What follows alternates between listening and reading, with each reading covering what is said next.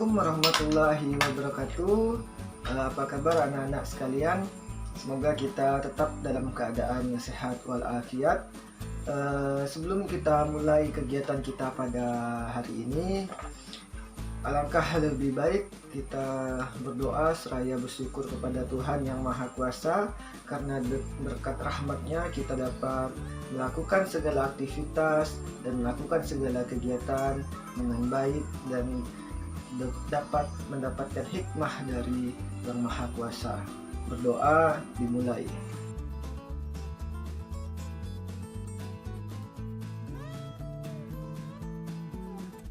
Selesai.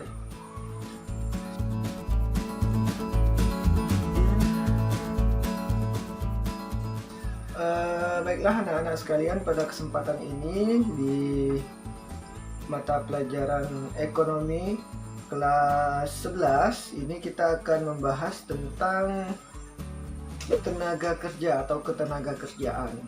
Nah, jadi apa itu tenaga kerja? Apa itu ketenaga kerjaan? Sebelumnya mari kita lihat terlebih dahulu tujuan pembelajaran kita pada hari ini.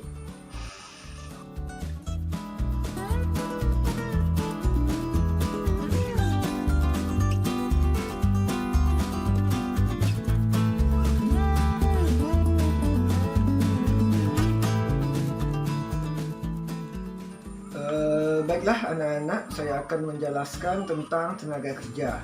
Nah, pada kesempatan ini perlu kita ketahui bahwasanya seluruh permasalahan bangsa-bangsa di negara ini, tidak terkecuali bangsa yang tengah berkembang yaitu Indonesia, adalah salah satu masalahnya tentang pengangguran. Nah, berbicara tentang pengangguran ini sangat erat kaitannya dengan ketenaga kerjaan. Nah, jadi PR bagi negara-negara ini dalam rangka mengurangi pengangguran adalah tentu untuk meningkatkan kualitas tenaga kerja.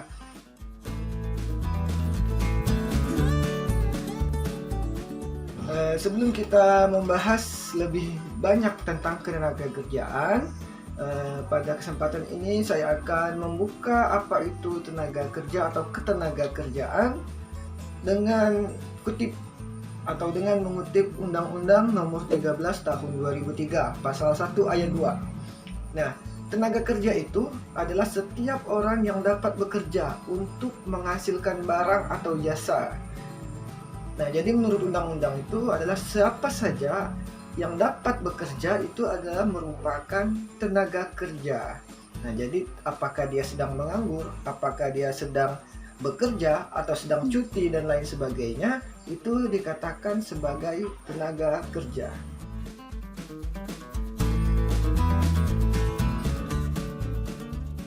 Nah, setelah kita mengetahui apa itu tenaga kerja berdasarkan undang-undang, tentu selain tenaga kerja, kita juga sering mendengar tentang perburuhan, buruh atau lebor. Nah, buruh ini anak-anak sekalian berbeda dengan tenaga kerja. Kalau buruh adalah orang yang sedang bekerja atau sedang dalam keadaan bekerja, itu dikatakan buruh, atau sedang memiliki pekerjaan, nah itu dikatakan buruh. Berbeda dengan tenaga kerja tadi, bahwasanya siapa saja yang memiliki kemampuan untuk bekerja itu adalah tenaga kerja. Nah, perbedaan ini juga harus kita pahami bahwa tidak semua buruh atau tidak semua tenaga kerja adalah buruh. Jadi seperti itu ya anak-anak sekalian. Selain itu, buruh ini adalah orang yang melakukan pekerjaan untuk mendapatkan imbalan atau balas jasa ataupun upah. Nah, jadi perbedaannya sangat jelas. Jadi kalau buruh itu dia melakukan pekerjaan untuk mendapatkan imbalan. Tenaga kerja pada level berikutnya dia bisa menjadi buruh ketika dia mendapatkan suatu pekerjaan.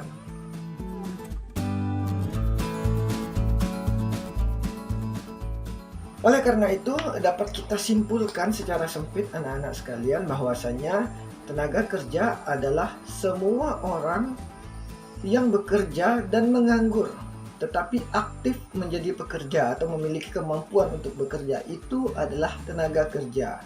Nah, dapat kita simpulkan secara sempit seperti itu. Sehingga dari pengertian tersebut dapat kita konsep atau dapat kita buat konsep bahwa tenaga kerja itu sama dengan angkatan kerja ditambah bukan angkatan kerja. Nah, jadi tenaga kerja sama dengan angkatan kerja ditambah bukan angkatan kerja.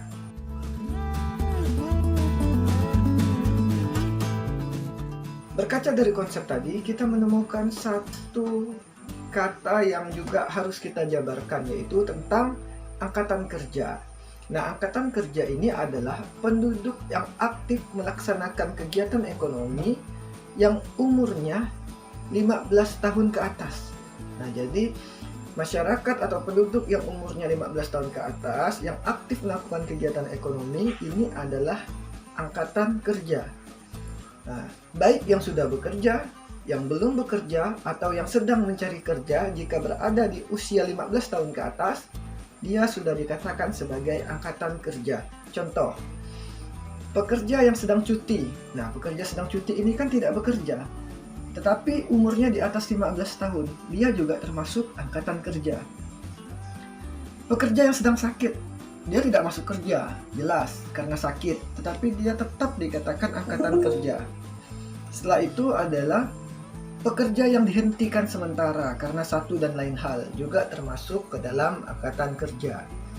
Nah, ada lagi contoh bahwasanya contoh ini di desa-desa kita pasti tahu dengan petani. Petani juga merupakan angkatan kerja walaupun dia tidak bekerja. Maksud tidak bekerja ini ketika petani padi misalnya sedang menunggu hasil panen, tentu dia tidak bekerja, hanya menunggu hasil panen dan hanya duduk di rumah, dia tetap dikatakan sebagai angkatan kerja. Nah, tadi kita lihat konsep itu, konsep dari tenaga kerja adalah angkatan kerja ditambah bukan angkatan kerja. Sekarang kita bahas yang bukan angkatan kerja. Bukan angkatan kerja itu adalah mereka yang berumur 10 tahun ke atas yang kegiatannya hanya sekolah atau mengurus rumah tangga ataupun kelompok orang cacat, orang jompo ataupun kelompok orang pensiunan. Nah, ini tidak bisa lagi dikatakan sebagai angkatan kerja karena memang tidak mampu atau tidak bisa melakukan kegiatan ekonomi. Nah, syaratnya adalah melakukan kegiatan ekonomi usia 15 tahun ke atas. Kalau usia 15 tahun ke atas tidak mampu melakukan kegiatan ekonomi, maka tergolong ke dalam angkatan bukan angkatan kerja. Jadi seperti itu ya.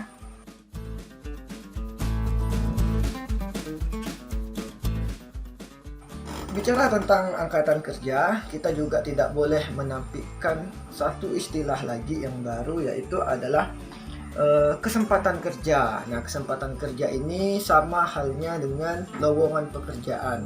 Jadi, kesempatan kerja adalah jumlah lowongan pekerjaan yang tersedia di dunia kerja.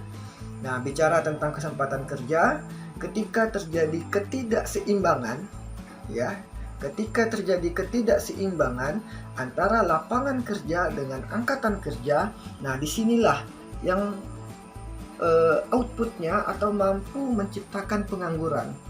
Ketika lapangan pekerjaan atau ketika angkatan kerja lebih banyak daripada kesempatan kerja, maka pengangguran akan tercipta. Nah, jadi sangat erat hubungannya antara kesempatan kerja, lapangan pekerjaan, angkatan kerja dan pengangguran ya.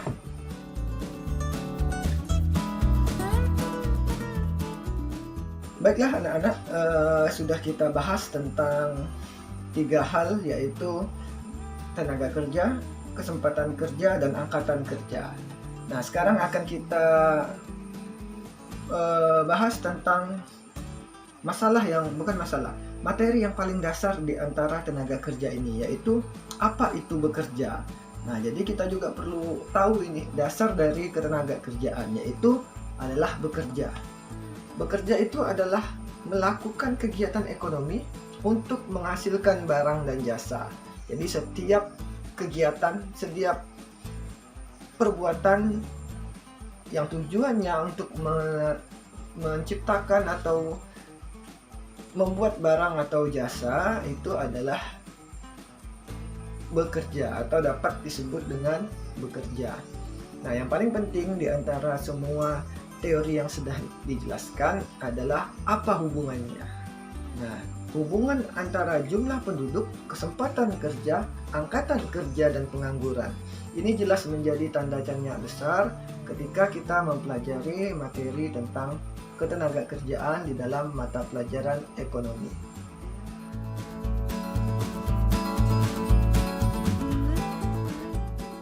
Hubungan ini dapat dilihat karena jumlah angkatan kerja dipengaruhi oleh jumlah penduduk, dipengaruhi juga oleh lapangan pekerjaan. Saya ilustrasikan seperti ini. Negara yang jumlah penduduknya banyak berarti memiliki angkatan kerja yang banyak pula. Jadi berbanding lurus. Ketika jumlah penduduk banyak, maka angkatan kerja juga akan banyak. Mengingat terbatasnya kesempatan kerja, mengingat terbatasnya lowongan pekerjaan, nah disitulah akan menimbulkan pengangguran. Tadi kita sudah jelaskan bahwa adanya perbedaan antara kesempatan kerja dengan angkatan kerja itu akan menimbulkan pengangguran, ketidakseimbangan itu. Nah, jadi semakin tinggi penduduk, semakin banyak penduduk, maka angkatan kerja semakin banyak. Ketika angkatan kerja semakin banyak tetapi tidak diimbangi dengan kesempatan kerja, inilah yang akan menjadi atau membuat ataupun menciptakan sebuah pengangguran. Jadi hubungannya seperti itu. Jadi materi kita tentang ketenagakerjaan pada pertemuan yang pertama ini kita bahas tentang landasan-landasan atau dasar-dasar dari ketenagakerjaan. Sekian dari saya pada materi ekonomi kelas 11 di semester 1 ini. Semoga bermanfaat. Assalamualaikum warahmatullahi wabarakatuh.